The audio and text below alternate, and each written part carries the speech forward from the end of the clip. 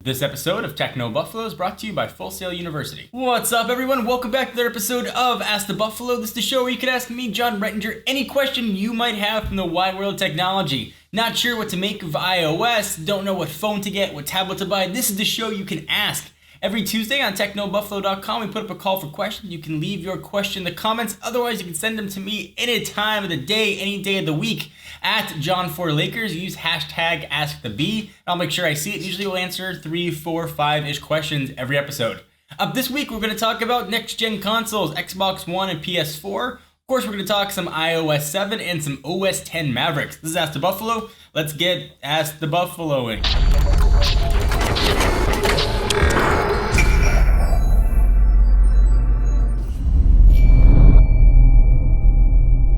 Alright, so the first question comes from Twitter and user Kingdom Hearts, who asks, at John4Lakers, which console are you looking forward to more, the PS4 or the Xbox One? So I've said this in a ton of other videos. When I do my console gaming, I've preferred to play on the Xbox. In that case, it was a 360. I like the way the controller felt, but I always said that I thought the PlayStation 3 was a better value. You got the Blu-ray player, and you could stream a ton of stuff.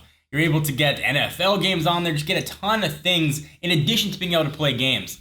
This generation, though, I'm really going to have to rethink my gaming loyalty to the Xbox. Not that it's not a great console, not that it's not going to have incredible exclusive titles, but the hubris that Microsoft exhibited during their announcement of the Xbox One was mind-boggling. When they went on stage and talked about things they're going to do with used games, then backtracked. But previous generations, I never really even considered doing that much gaming on the PlayStation. This time, though, I think I'm probably going to do most of my gaming on the PS4. We'll obviously have it in the office to review and show you what it's about. Perhaps I'll change my mind once I get both consoles, because I do like to get my Dance Revolution on with Kinect, but I'm leaning more toward Sony this round, and I know I'm not alone, not to mention that $100 price difference is a big deal. Next one comes from Twitter as well, at user Gabriel Quiles, who asks, at John4Lakers, will you go back to using an iPhone after the reveal of iOS 7? So right now I'm testing the gargantuan Samsung Galaxy Mega, that 6.3-inch behemoth. And usually I'm testing a phone, so I don't get much of a chance to actually just use a dedicated phone. Am I going to go back to using iOS 7? Probably not. I think if I have a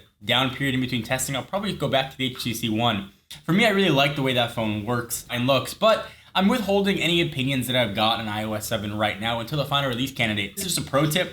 Anybody who does anything you would remotely call a review of iOS 7 while it's still in beta, do not put any stock in that at all. What the icons look like now, if you don't like them, they might not look like that when the phone finally, or when the OS finally comes to market. If you don't like the way things are working, you don't like the way animations work, it might not be that way when they finally put it out. If someone does a review of iOS 7 the day, any day, a minute before Apple finally releases it, do not put any stock in it. So I'm not really going to share any of my opinions of iOS 7 because they all could very well change.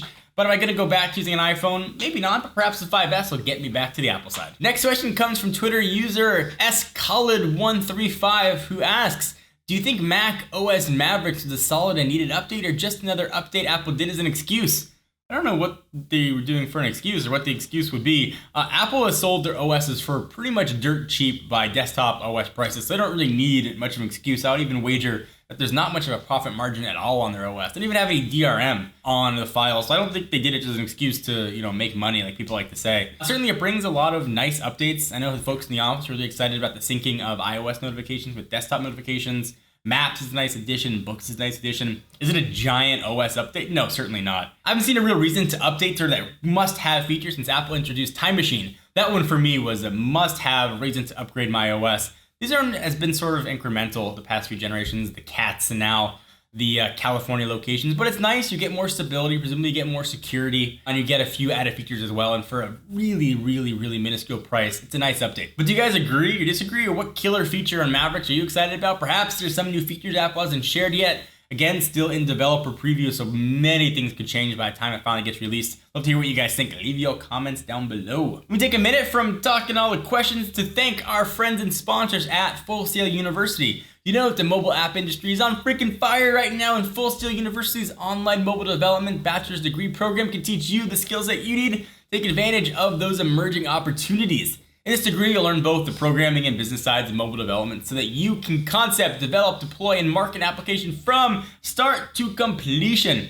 You'll explore advanced programming languages, visual framework, usability principles, and app development for Android and iOS operating systems. Through Full Sail's Project Launchbox program, students also receive a free MacBook Pro, sweet, preloaded with industry software plus iOS and Android devices. Courses are delivered through Full Sail's immersive online education platform, which maximizes the capabilities of that Mac they've given you, giving you a learning experience unlike any other. Between the App Store and Google's Play Store, over 50 billion apps have been downloaded with no signs of slowing down. The folks sitting next to me you can't see, probably responsible for downloading about 1 billion of those. So you can really get your hand on the master technology and the software to compete in this rapidly growing industry. Visit fullsail.edu/technobuffalo to learn more about this online degree program. So thank you guys for watching the episode of Ask the Buffalo. Hope you enjoyed. Please give the video a thumbs up. We most definitely appreciate it. Check us out at technobuffalo.com for the latest and greatest tech news. Until next week, I'm John Rettinger. I'll see you next video.